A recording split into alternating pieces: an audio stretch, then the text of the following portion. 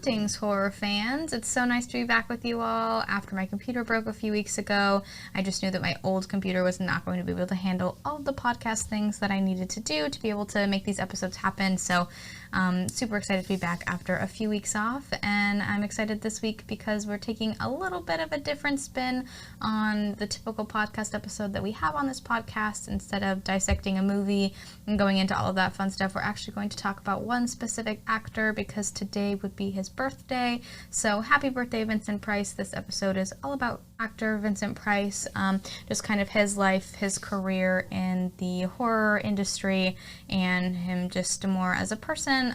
He was super into art, not only, on film, but art in general, and was really big into cooking. He was like a gourmet cook and wrote a bunch of cookbooks with his second wife. And yeah, so I'm just really excited to kind of talk about him and give a little bit of a deep dive into one of the most iconic horror actors of the genre. So without further ado, let's jump into it. So Vincent Price Jr. was born on May 27th, 1911 in St. Louis, Missouri. He was the youngest of 4 children.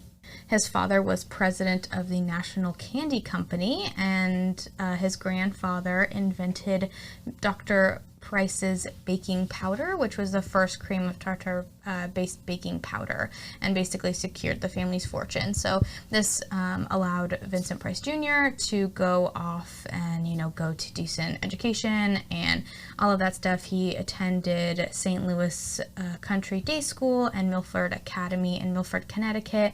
That was in 1933, and he graduated with a degree in English and with a minor in art history from Yale University, where he worked on campus at kind of like the Yale Record, which is, kind of the on-campus magazine.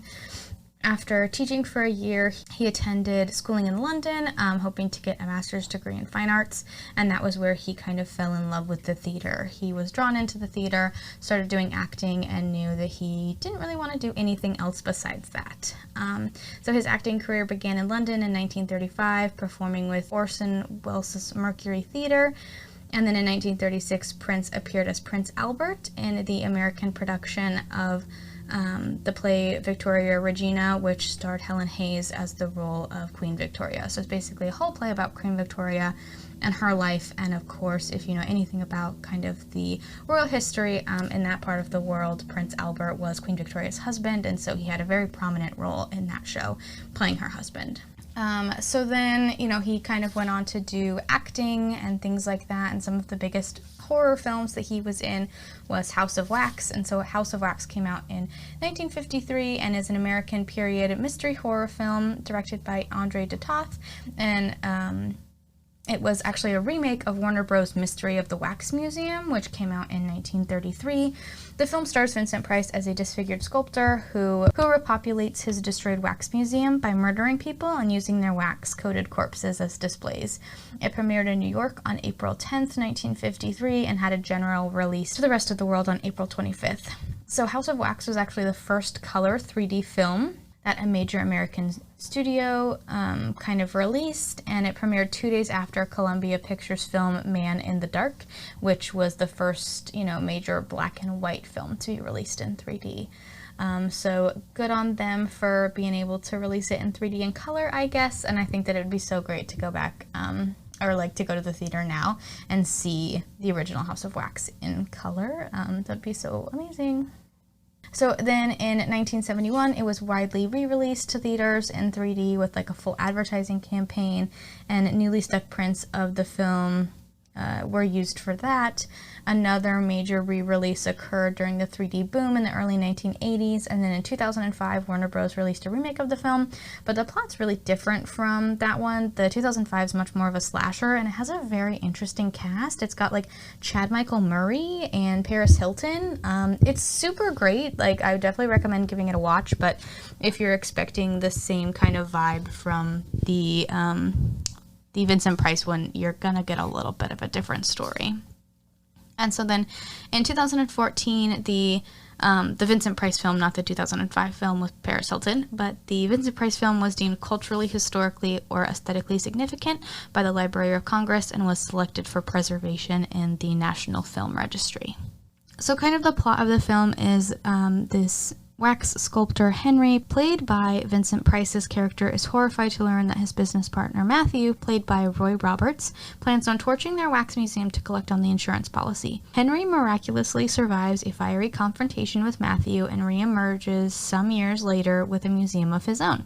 But when the appearances of Henry's new wax sculptures occurs at the same time that a number of corpses vanish from the city morgue, art student Sue Allen, played by Phyllis Kirk, begins suspecting wrongdoing. So she kind of goes to investigate and uncovers the whole thing. And it's really good. Vincent Price plays such a good character in this because like you kind of feel for him at the beginning. You're like, oh my gosh, like that's so sad. And then you know you're like, oh, but maybe we shouldn't be murdering people because our business partner almost murdered us and tried to like tank our business. Therapy. Go to therapy.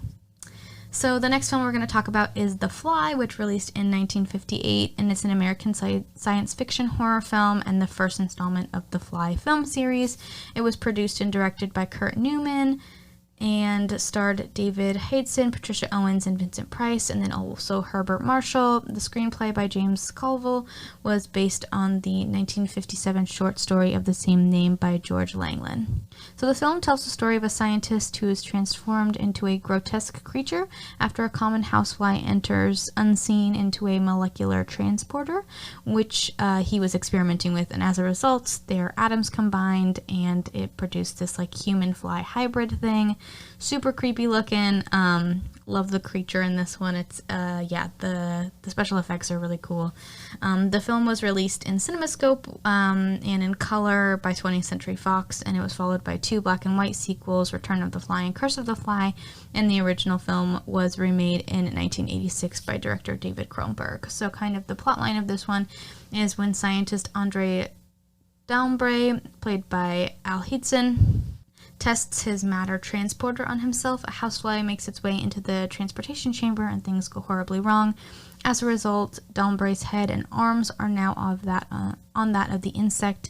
Slowly losing himself to the fly, Daumbray turns to his wife, Helen, played by Patricia Owens, for help.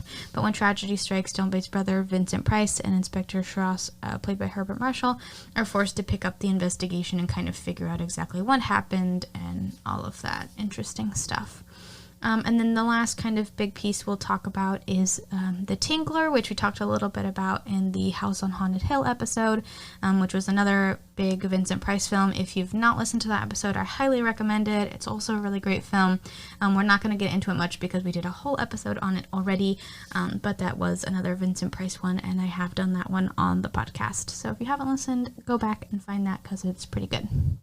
So next we'll talk about The Tingler, which was released in 1989, and it's an American horror film produced and directed by William Castle, who also did House on Haunted Hill. And so this is the third of 5 collaborations between Castle and writer Rob White, which also starred Vincent Price. And so Castle and White also did House on Haunted Hill with Vincent Price.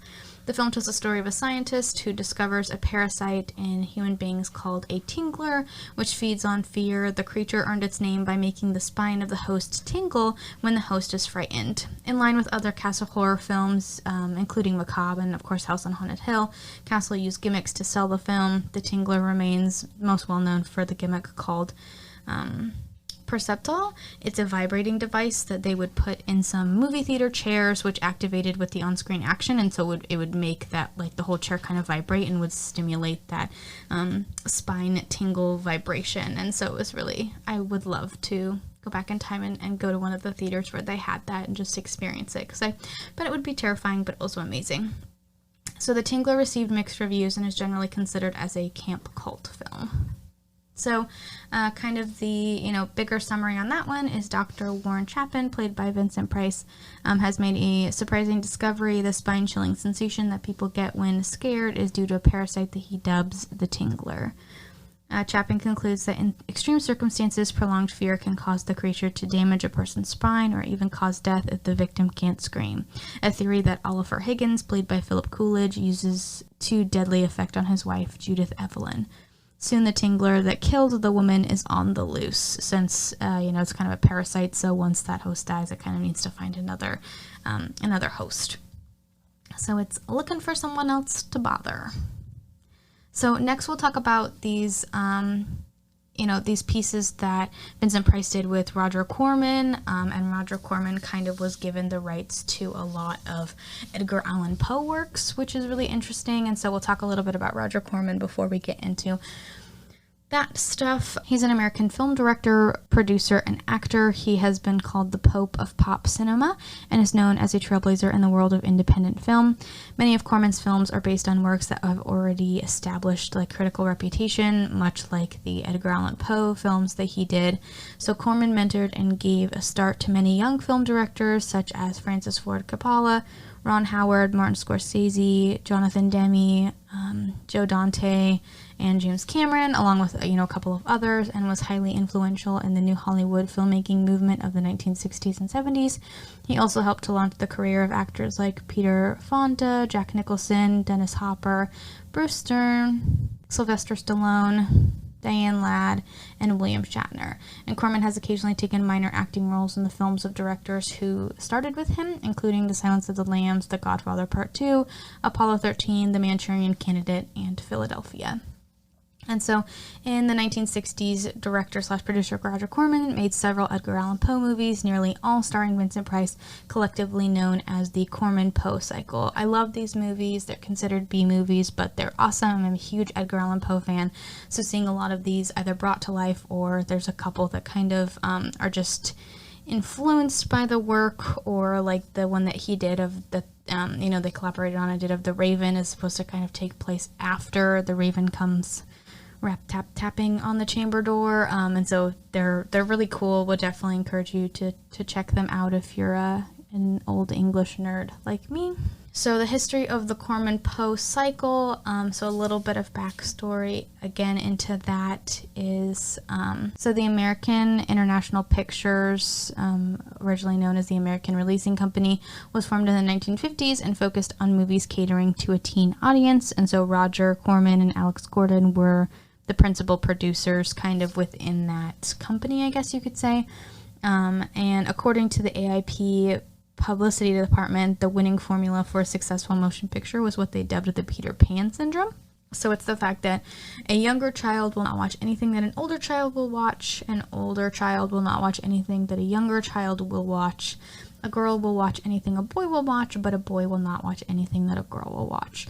Therefore, to catch your greatest audience, you zero in on the 19-year-old male, because then you'll also get all of the younger kids and all of the females as well, theoretically. Obviously, this is super incorrect, but back in the day, this was kind of the common practice and thinking in the industry. Now we know that is definitely not the case, and that you should cater to many a different audience, not just the 19, 20-year-old male. But between 1960 and 1965, 8 movies were made in this Corman-Poe cycle. 7 were based on Edgar Allan Poe works, and then the 1963's The Haunted Palace was an adaptation of H.P. Lovecraft's The Case of Charles Dexter Ward, with the title changed and a voiceover added as a framing device, using text from Poe's poem The Haunted Palace. 7 starred Vincent Price, but the premium burial starred Ray Midland. The first one came out in 1960, and it was called House of Usher, based on the short story The Fall of the House of Usher.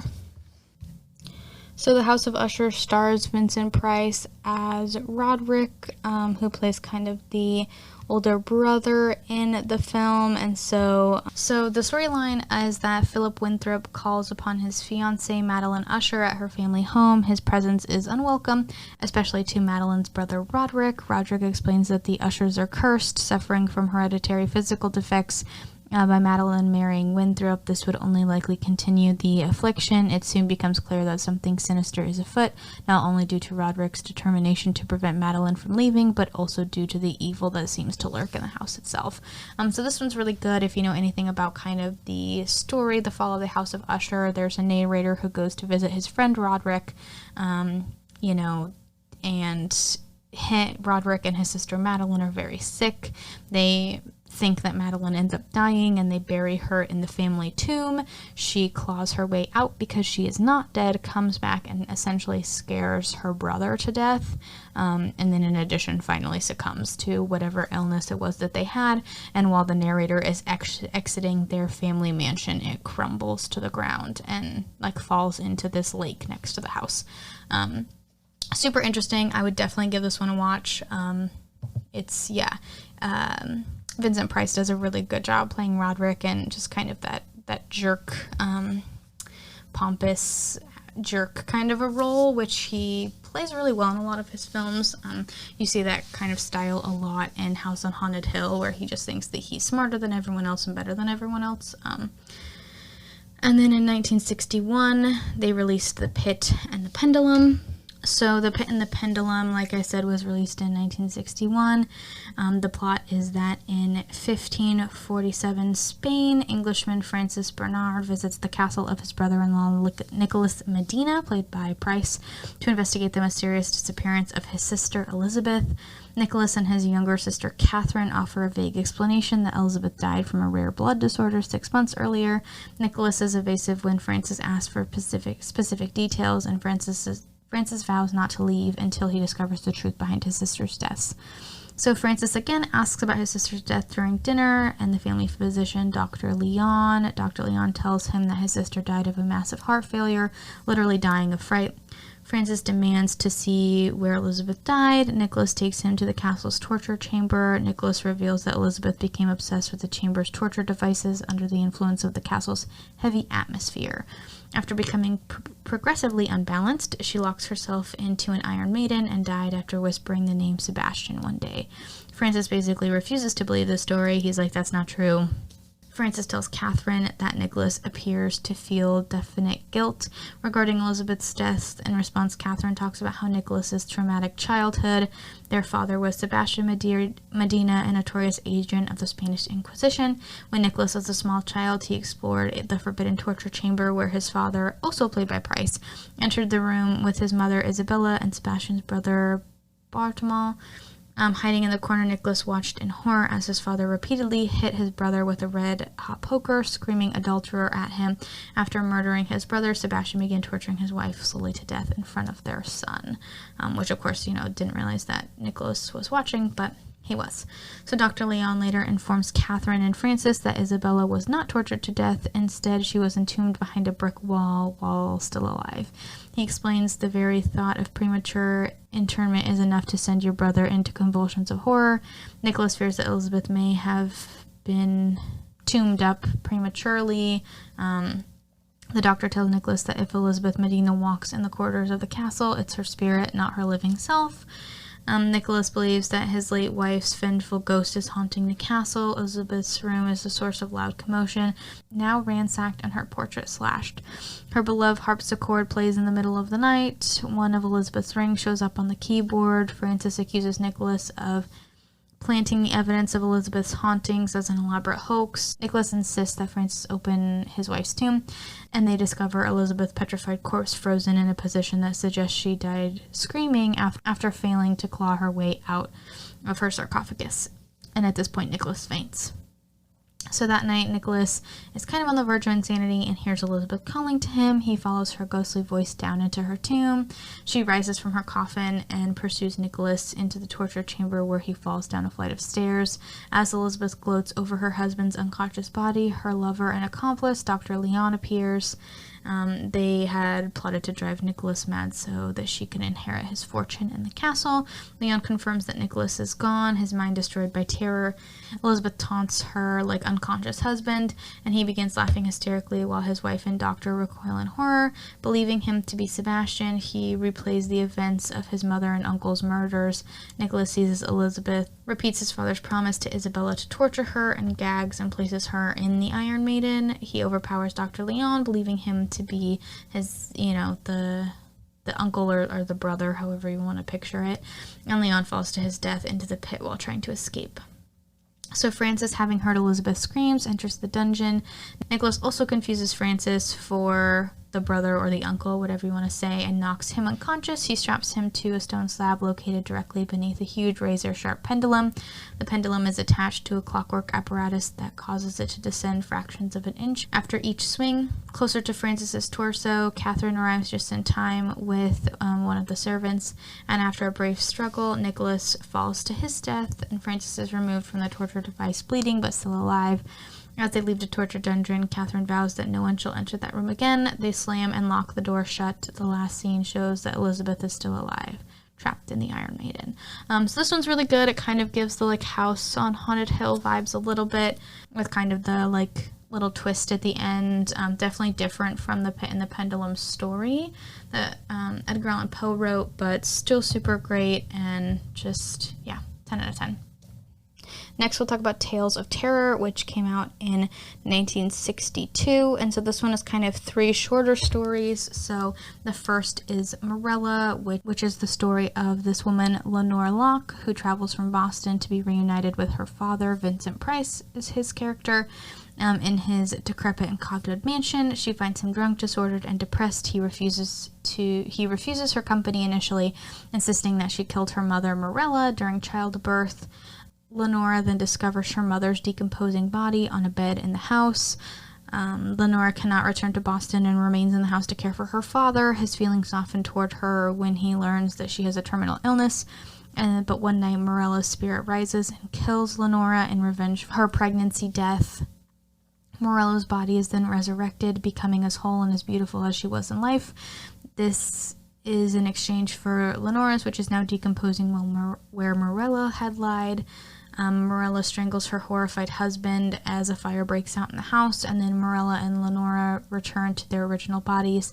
And then we hear Morella cackling as the flames consume the house. So that one is really interesting. Not my favorite, but still really, really good. Then we have The Black Cat, which Mr. Herringbone hates his wife Annabelle and her black cat. One night on a ramble about town, he happens upon a wine tasting event and challenges the world's foremost wine taster, Vincent Price's character, to a contest. Herringbone becomes drunk, and Vincent Price's character escorts him home and meets his wife. Time passes, and Annabelle and Price's character become intimate. The cuckold Herringbone then entombs them alive in an alcove in the basement. The authorities become suspicious, and 2 policemen visit the house to investigate. Hearing screeching behind a basement wall, they knock the wall down to discover the dead lovers, as well as the black cat, who accidentally got walled up with the lovers. And so it was the cat that was making these, like, scratching, screaming sounds, as opposed to the people on the wall. And then the last one is the last story in this trilogy, or this kind of trio, I guess you could say, is The Facts in the Case of M. Valdemar. So, dying from a painful disease, M. Ernest Valdemar, Vincent Price's character, employs a hypnotist, Mr. Carmichael, to alleviate his suffering by putting him under various trances. He then remains between the 2 worlds of the living and the dead. In a trance, Valdemar begs Carmichael to release his soul so he can die, but Carmichael cruelly refuses. Months pass, and Valdemar's petrifying body remains in his bed under the complete control of Carmichael. The hypnotist tries to force Valdemar's wife to marry him. When she refuses, he attacks her. Valdemar's putrid body rises from the bed and kills Carmichael. Helen, the wife, is rescued by Valdemar's physician, Dr. Elliot James, and carried from the scene in horror. So this one's really good because you can see kind of the internal struggle that has to go on in Vincent Price's character, and I think he plays that role really well. Okay, so then the next one came out in 1963, and it is The Raven. So like I said when I was first talking about these kind of take this one takes place kind of after the poem by Edgar Allan Poe. So the year is 1506, and sorcerer Dr. Craven has been mourning the death of his wife over 2 years, to much dismay of his daughter Estelle. One night he's visited by a raven who happens to be a transformed wizard, Dr. Bedloe. Together they brew a potion that restores Bedloe to his old self. Bedloe explains that he had been transformed by the evil Dr. Scabrous in an unfair duel, and both decide to see Scabrous. Bedloe to exact revenge, and Craven to look for his wife's ghost, which Bedloe reportedly saw in Scabrous' castle. After fighting off an attack by Craven's coachman, who acted under the influence of Scabrous, they are joined by Craven's daughter Estelle and Bedloe's son Rexford and set out to the castle. At the castle, Scabrous greets his guests with false friendship, and Bedloe is apparently killed as he conjures a storm in an act of defiance.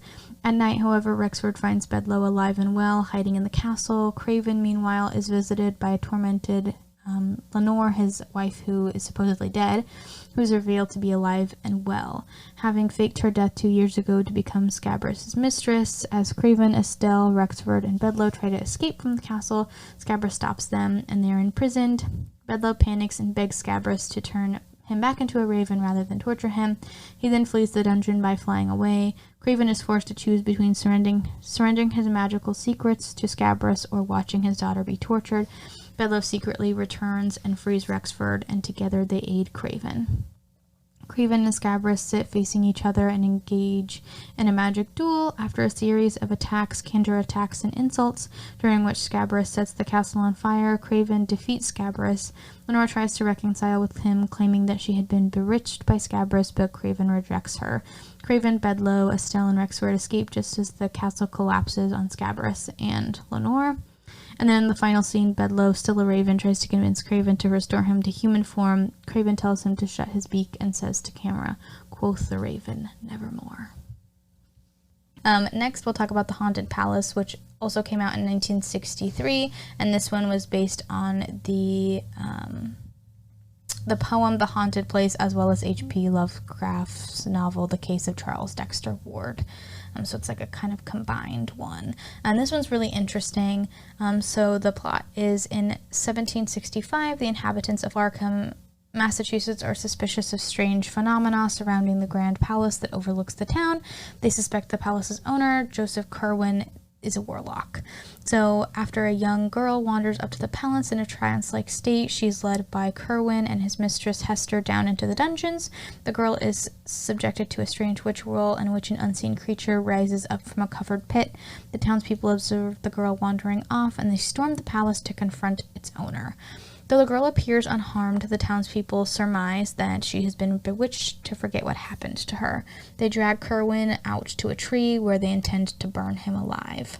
The kind of leader of this whole group is Ezra Whedon, and he insists that they do not harm Hester, and I guess him and Hester had like a previous engagement in the past.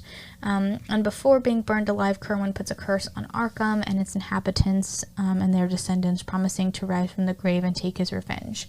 So exactly 110 years later, in 1875, Kerwin's great-great-grandson Charles Dexter Ward and his wife Anne arrive in Arkham after inheriting the palace.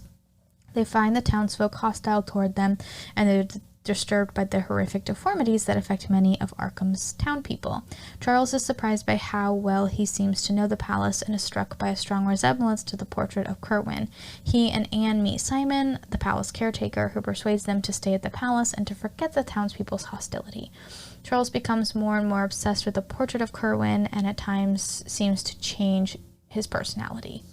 Charles and Anne befriend the local doctor, Mr. Wilnett. He explains the circumstances surrounding Kerwin's death and that the townspeople blame the deformities on the curse. He tells them a black magic book believed to have been in Kerwin's possession and which Kerwin used to summon the elder gods. Kerwin's plan was to mate mortal women with these beings in order to create a superhuman, which led to these deformities. The townspeople are terrified that Kerwin has come back in the form of Charles to seek his revenge, and Dr. Willett advises Charles and Anne to leave the town. Charles seems to be falling under the control of something and insists that they stay in Arkham. One night, Charles is possessed by the spirit of his great-great-grandfather, Joseph Kerwin, and Kerwin reunites with two other warlocks, Simon and Jabez, who have also possessed their descendants, and they make plans to continue their work and resurrect Hester. Kerwin's hold on Charles is limited, and he tells Simon and Jabez that Charles is fighting him. Kerwin begins his revenge on the descendants. He kills Ezra Whedon's descendant Edgar by releasing Whedon's deformed son from his locked room. He also attacks a couple of other descendants, and Kerwin takes complete control of Charles and he attempts to sexually assault Anne. Anne seeks help from Dr. Willett, whom Kerwin then attempts to persuade that Anne is insane. He's like, I don't know, she's crazy. It's like, rude. You're the crazy one, being possessed and all. Kerwin and his associates succeed in resurrecting Hester. The townspeople discover Peter Smith's charred corpse and storm the palace. Dr. Willett and Anne try to rescue Charles and discover a secret entrance to the dungeon. They're ambushed by Kerwin, Simon, Jezebel, and Hester. Anne is offered as a mate to the creature in the pit, while the residents break in and begin to destroy the palace. The portrait of Kerwin is destroyed, breaking Kerwin's hold over Charles. Charles releases Anne and then urges Dr. Willett to take her away from the palace. While Kerwin's associates seize Charles, Dr. Willett shepherds Anne from the burning palace. He returns to rescue Charles and finds that Simon, Jabez, and Hester have escaped and left him to die. Charles and Willett barely escape the flames. Charles and Anne thank the doctor for saving their lives. However, it is apparent that Joseph Kerwin still inhabits Charles's body, and they still kind of have to fight it out, if you will, about who's in control. All right, so we have 2 more left to talk about from this cycle, and the next one we'll chat about is The Mask of the Red Death, which was released in 1964, and so the plotline of this one is on a mountain in medieval Italy. An old woman meets a red-cloaked figure shuffling tarot cards. The figure gives the woman a white rose, which then turns red and drips with blood.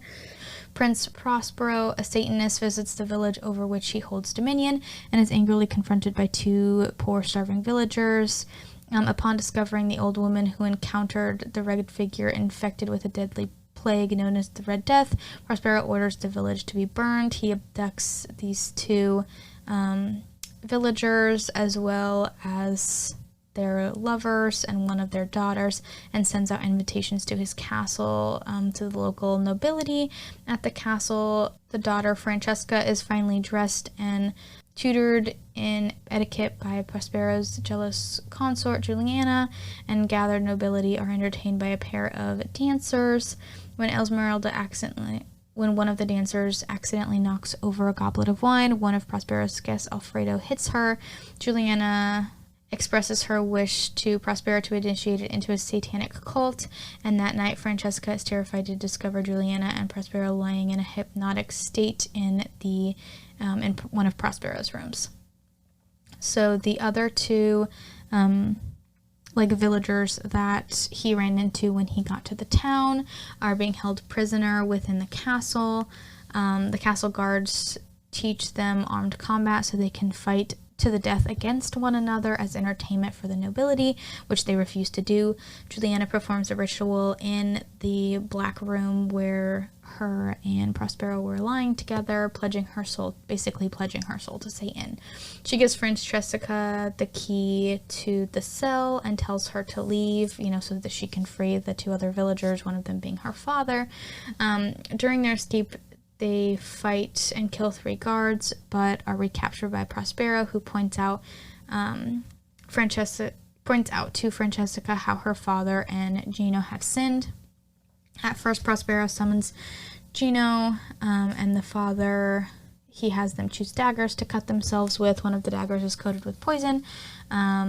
When one of them tries to stab Prospero with it, he kills him with a sword. He then casts Gino out of the castle to be killed by the Red Death.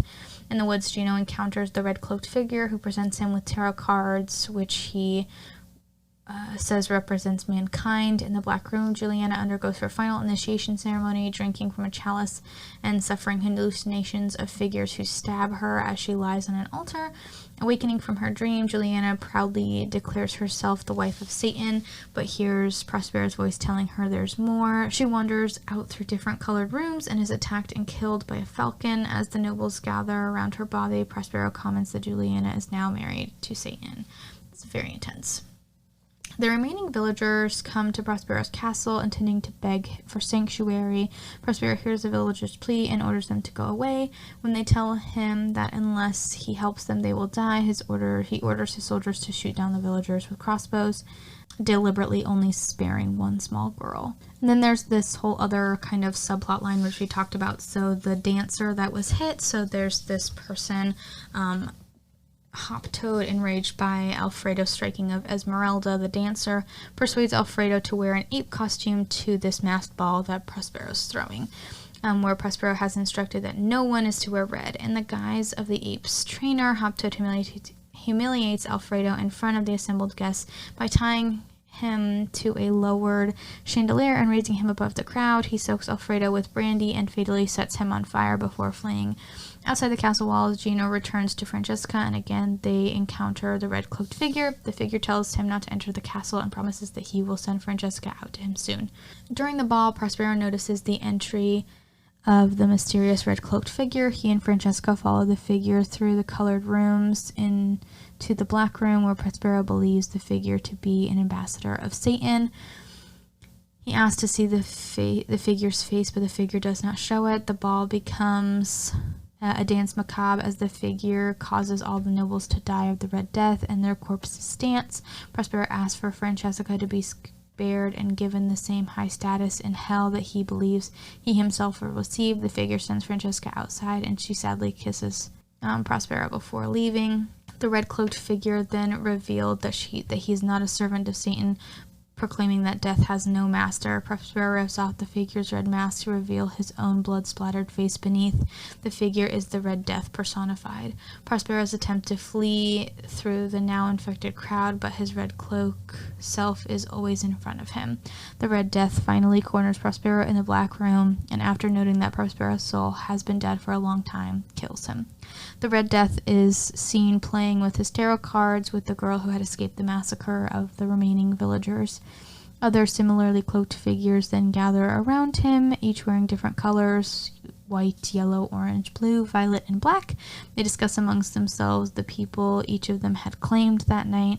When asked of his work, the Red Death notes that only 6 are left: Francesca, Gino, Hop Toad, and Esmeralda, the little girl, and an old man from a nearby village. The Red Death declares Sic transit gloria mundi, Latin for thus passes the glory of the world, and the cloaked figures proceed into the night. Over the procession are posed words and darkness and decay, and the Red Death held immutable dominion over all. So that is the Mask of the Red Death. I really like the subplot for it with the Hop Frog, Hop Toad is fine. I really love the story of the Mask of the Red Death, though, with kind of the different rooms that were at the party, and Prospero being kind of murdered by the Red Death personified. But the movie's really good too, and of course Vincent Price plays Prospero in that one. I don't think I mentioned that in the beginning. And then the last one is The Tomb of Ligeia, which came out in 1965. So The Tomb of Ligeia, like I said, came out in 1965. The plotline of this one is a funeral takes place at the site of Castle Acre Priory. The casket has a window along the face of a beautifully young woman to be seen. A black cat jumps on the coffin and seems to steal the soul of the woman. The widower Verdun Fell, Vincent Price's character, is both mournful about and feels threatened by the death of his wife Legina. He has sensed her soul's reluctance to die and was concerned about her near blasphemous statement about God. She was an atheist, and so he's really concerned about what's going to happen to her soul and all of that stuff. Alone and troubled by an eye condition that required him to wear dark glasses, Fell kind of shuns the world. Grief is hard, and he takes losing his wife really hard and struggling with his faith really difficult. So by accident, back at the gravesite, he meets a headstrong young woman named Rowena, played by Elizabeth Shepard, who pursues him even though she's apparently betrothed to another man. Against Fell's better judgment, he marries Rowena. Ligeia's spirit seems to haunt their mansion, previously a medieval abbey, and nocturnal visions of the sinister presence of a cat, which may be inhabited by the spirits of Ligeia, distress Rowena. The cat, who first appears at Ligeia's burial, wounds and tries to kill Rowena several times, and Fell unsuccessfully orders its death. He's like, I want the cat put to sleep or whatever, and ultimately he must face the spirit of Ligeia and resist her or perish. So the climax of the film takes place when Fell has a showdown with Ligeia, now in the form of a cat. Phil is blinded by Ligeia, but gets the upper hand and strangles the cat while the tomb around him burns down. Due to an accident, Phil and Ligeia perish, and Rowena ends up marrying the man that she was going to marry in the first place. So, not a super, long film, but definitely really interesting. I love the black cat idea, and the story itself was also really good. The Edgar Allan Poe work for that one. So now that we've talked about a lot of Vincent Price's kind of big films that he's done, kind of in the horror scene, we'll talk about some of the other artwork that he was involved in. So he, like I said in the beginning, studied art history at Yale and was a huge art lover and collector. He was commissioner of the Indian Arts and Crafts Board in 1957, impressed by the spirit of the students and the community's need for opportunity to experience original artworks firsthand. Vincent and Mary Price donated 90 pieces from their private collection and a large amount of money to establish the Vincent Price Art Museum at East Los Angeles College in Monterey Park, California, which was the first teaching art collection owned by a community college in the United States. They ultimately donated 2,000 pieces. The collection contains over 9,000 pieces and has been valued in excess of $5 million. Price also spent time working as an art consultant for Sears Roebuck. From 1962 to 1971, Sears offered the Vincent Price collection of fine art, selling about 50,000 fine art prints to the general public. Works which Prince selected or commissioned for the collection included some by Rembrandt, Pablo Picasso, and Salvador Dali.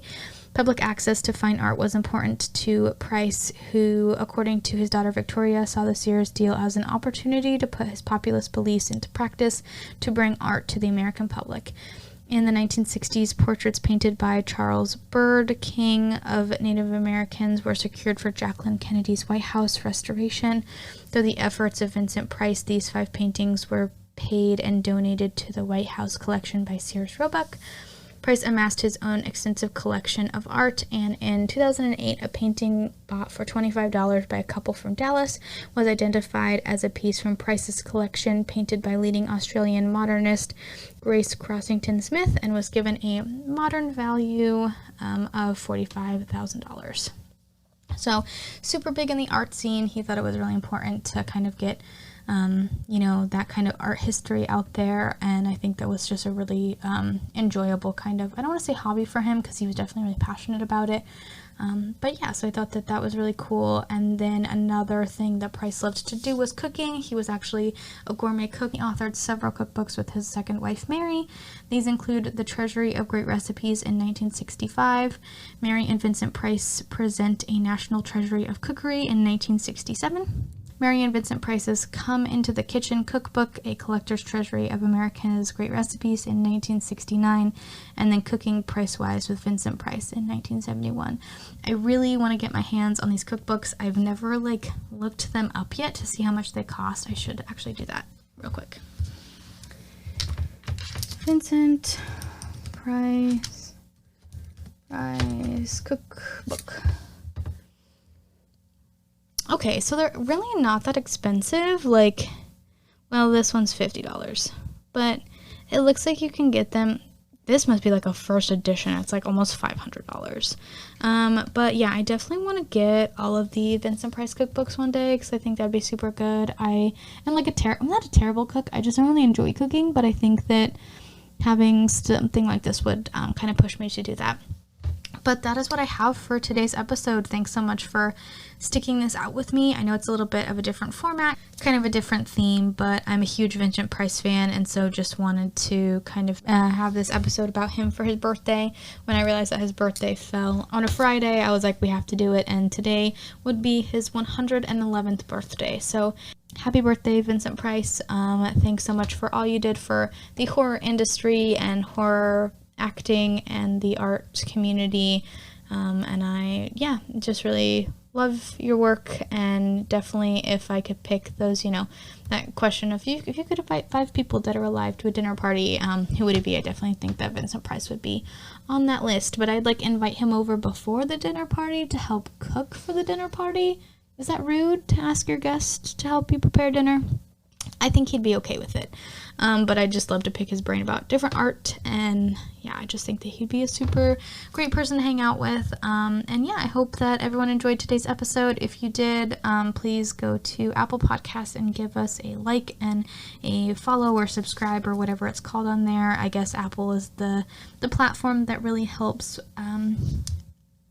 can help promote those things if people give enough positive feedback. So if you like it, please do that. I'd greatly appreciate it. And if you want to follow us on socials to see other updates, if, God forbid, more technical issues happen and I have to pause things, that's where I will try and keep you guys updated. And so the podcast is on Twitter and Instagram under M Murder Movies. So that's M as in massacre, Murder Movies on Twitter and Instagram.